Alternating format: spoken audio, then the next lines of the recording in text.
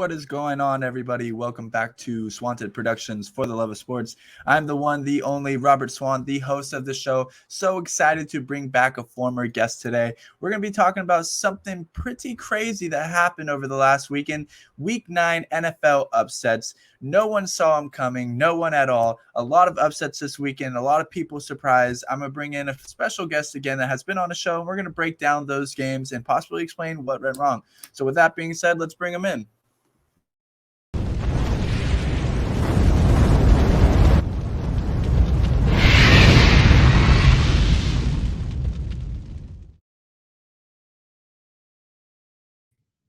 Alrighty, Jean Marc, welcome back to the show, my brother. I know you've been on the show before. I'm so excited to have you here talking about some good football yet again. Go ahead and introduce yourself, my friend. Go ahead. Hey, how's it going? What's going on, Robbie? Good to be here. Excited to be able to talk some sports here. Uh, it's been a good time. This past week has been insane. Unfortunately, I did not have the right prop bet set up. Otherwise, I'd be a very rich man right now. I would have to say a lot of people lost a lot of money this weekend because no one really predicted Yes, any of those sir. games happening. So let's get right to it. The topic we're talking about today, if you have not heard yet, is NFL Week 9 upsets. And the first game that we are going to start with is the Cowboys versus the Broncos. So Dak Prescott returned to the lineup, and he did not look that good. But he did miss the last game with an injury, calf injury. He's healing up. But let's take a look at Dak Prescott's percentages here. 19 for 39, not good. 232 yards, 2 touchdowns, 1 interception. Didn't seem like the Cowboys could really get anything going at all. Ezekiel Elliott, 51 yards. Pollard, 11 yards. They just really couldn't get it in the end zone, and the Broncos just played pretty well. Their defense for the Cowboys almost gave up 200 rushing yards. So we got to give credit when credit is due to the Broncos, who just played a solid game. But what do we think happening here? Do you think it's just from Dak Prescott missing a game? He hasn't played in 2 weeks. The chemistry isn't there. It's going to take a little bit of time again. CeeDee Lamb had kind of a bummish ankle. Like, the running game wasn't there. What happened? How did the Broncos take this huge win over the Cowboys? Defense, baby, defense. If you look at how the game played out, they were ahead the entire game. I mean, they locked out the Cowboys all the way till the fourth quarter. They didn't score a single point all game till the very end. Being able to lock them down, you see Dak without throwing almost 40 times. They were just playing from behind for the whole game. That's going to be a huge detriment when that defense comes out and they know you have to throw the ball. It's going to be that much easier to be able to get to your zones, get to your coverages, and find your man. With Zeke only having 10 carries, the Cowboys aren't going to win that way. You've got to feed that man, be able to get him the ball. When he's has it, he was averaging 5.1 yards per carry. I mean, that's nuts. That's a great stat line. You got to give that man. You got to feed Zeke, baby, right? You got to eat that up. Yeah, gotta eat it up. You know what? I'm not really surprised because the Broncos, they do have a good defense. Even with losing Von Miller, they Yeah, for still have sure. something to prove. They're young, they're still hungry, they're still in it for the division. They're Hmm. definitely not out of it. That division is very close right now, and that is going to move us to actually our next game. We're going to talk about, Jean, is a team from the same division as the Broncos, and that is the Raiders versus the Giants. And this one, I don't understand the Raiders sometimes. Sometimes they look so good, and sometimes they look so bad, right? Carr just threw Yep. 2 interceptions. It wasn't looking pretty. They only put up 16 points. I swear, sometimes they look great, and then sometimes they cannot put points on the board. So do you think this is a problem with Derek Carr? Yeah, similar thing going on in that last game. I mean, Carr has almost 46 attempts. Like, that's so many times you're throwing the ball. You're not rushing. You're not balancing out your offensive attack. When you're one dimensional, it just makes it so much more difficult to move the ball. The defense can be able to anticipate it. They've watched their film. They've done their breakdowns. They know your tendencies. So if they know you're dropping back, like, it's going to be cake for them. Like, you can't have that kind of unbalance when you're looking at your passing versus your rushing, especially with a guy like Josh Jacobs. That dude is a beast. He is. And, it's not like the Giants played an amazing game. They only put up 23 points. I believe Daniel Jones only put up 1 touchdown. Yeah. So it's not like they played absolutely amazing. I think it's just the poor play from the Raiders as of recently. Like I said, sometimes they're good, sometimes they are bad. So if they want to have any luck going forward in possibly the playoffs, they cannot have these inconsistencies. They cannot. For sure, for sure. You look at their offensive breakdown; they were really balanced. 20 attempts passing, 21 carries rushing, 21 carries for Devontae Booker. Like you got to have that balance. Daniel Jones was 15 for 20. He was efficient with the ball, taking his check downs, making sure he was distributing. If you look at his receivers, he targeted what 7 or 8 different guys. Each one had about 3 to 4 catches. There wasn't any one guy that Oakland defense could key in on. He was just being able to be smart with the ball, be efficient, and just making sure that he wasn't turning it over. And that's what he needs to do. Yeah, it was a huge loss for the Raiders with the Chargers winning. And who else is in it? The Chiefs, I believe, won. And who is that last team in division? It is the Chargers, the Chiefs, the And the Raiders, and the Broncos. Broncos. That's Yeah. exactly what we're talking about. So Yeah. this loss for the Raiders is absolutely huge. And that division, I feel like, could It's wide possibly open, come down. right? It's wide open, They're wide all within a open. few games, 1 to 2 games of each other. I love it, Anybody could man. take it. Yeah. I love that's how the division should be instead of like one or two teams like on top and then just 1-7 record losing records. I love a Mhm. close division matchup. So let's go to the team that I'm sure you're very excited to talk about because if you guys do not know, Jean Marc here is a Jaguars fans. I do not know how. Duval, I baby. don't even know how he became a Jaguars fan. Uh, But you know what, Sean? Impressive win from the Jaguars over the Bills. Now, was it the combination of the Jaguars doing so well and the Bills doing so horrible? What happened in this game? I know you were probably watching this game, oh, for so sure, go without a doubt. ahead, Yeah. take it Uh, away.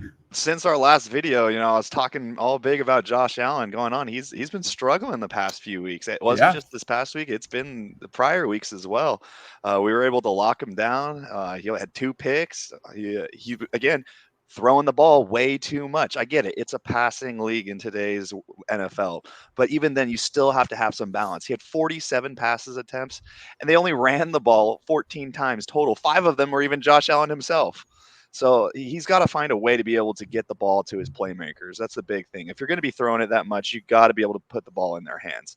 yeah. But on top of that, his O line was getting wrecked all day long. Josh Allen was Josh the good Allen was Josh Allen sacking Josh was just Allen. sacking Josh Allen, right? He had a pick, he had a sack, he had 8 tackles on the day. I think he got Defensive Player of the Week. He balled out and really showed the Bills like he's the superior Josh Allen, at least this week. At least for this week. I know that we were talking about it on our last video. Guys, if you have not Mhm. seen that video where me and Jean Marc broke down the MVPs, go ahead and take a look on the channel and you can find all those videos available for you. But we did talk about him being an MVP candidate, and it is surprising because he has not been playing well. You are right about that, Jean. And Mhm. especially with so many weapons, I guess you can say, on this team. So the Bills, they do have to figure out some things. What about your Jaguars? Was there anything that impressed you that they stepped up to defeat this team? Obviously, we talked a little bit about Definitely. the defense, Hmm. but I think that quarterback that you guys got is slowly coming around. He looks good, Trevor For Lawrence. sure. Hey, each week he's getting better and better. We know he's going to have those growing pains adjusting to the NFL speed of the game. It's As completely different from the college and everything that he's been used to. So being able to see him progress each week has been honestly really awesome to see because you can see him learning, you can see him making the better reads. In this past game, he was 15 for 26 for 118. So he didn't try to do anything too much. He was Mhm. managing the game. We ran the ball with Carlos Hyde 21 times.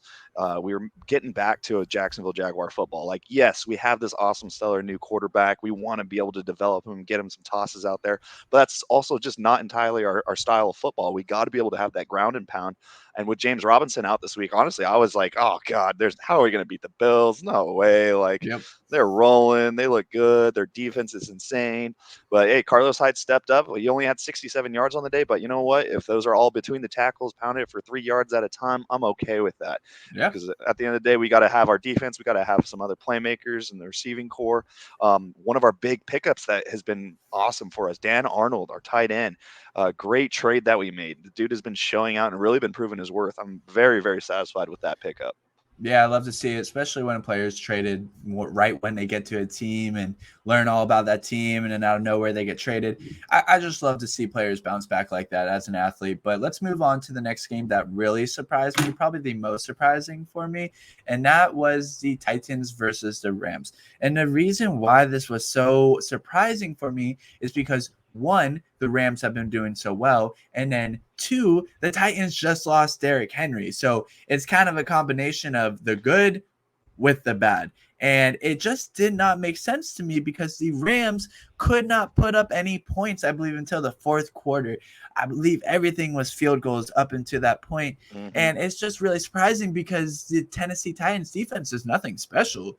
It's not like a top 5 defense. They have their struggles, but what do we see? What happened here? Like I can't even explain it because they won 28-16. It wasn't like a neck and neck game. Yeah, for sure. It's that D line. The Titans' front four have just been an absolute terror for opposing offensive lines for the last several weeks. They're getting after the quarterback. They're getting sacks. They're putting pressure on him. In that second quarter, the Rams gave up 2 pick-sixes basically, like right away, quick, easy points, all within like 20 seconds of each other. I think they were back-to-back throws. Like Yes. when Matt Stafford's making mistakes like that, you aren't going to win games. It doesn't matter if you have all these great receivers out there with Woods and Cup and now OBJ too. That's another big question mark. Like if you have all these great dudes, but you can't protect them, protect Yep. your quarterback, like Yep. how's that still going to work out? So It, it's definitely something to keep an eye on. OBJ is electric, but they got to shore up that offensive line because Stafford running around like he was in the end zone was just embarrassing. Absolutely. Absolutely, man. It's crazy. A lot of surprises this week. Let's move to our last surprise of or upset, we could say. And this one was kind of sad to see because this division is also wide open, and that is the Browns versus the Bengals. And you know what? It's just Joe Burrow, man.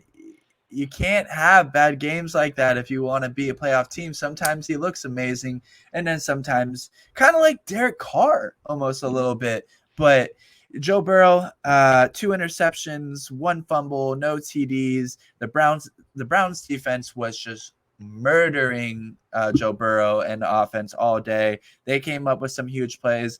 Chubb went off for 2 touchdowns. Baker threw 2 touchdowns. You know what?